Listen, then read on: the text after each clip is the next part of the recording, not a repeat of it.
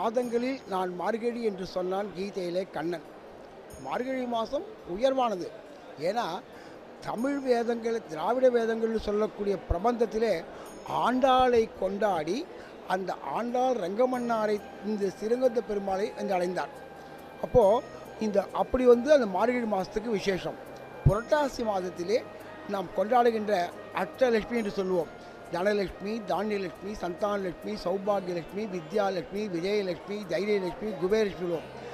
சகல ஐஸ்வர்யங்களுக்கும் அதிபதியானவள் மகாலட்சுமி. இந்த மகாலட்சுமி ஆனவள் நித்தியஸ்ரீ, நித்திய மங்களம் என்று சொல்லுவோம். எல்லோருக்கும் எல்லா நாளும் மங்களத்தோடு நம்ம நாள் நகர வேண்டும்.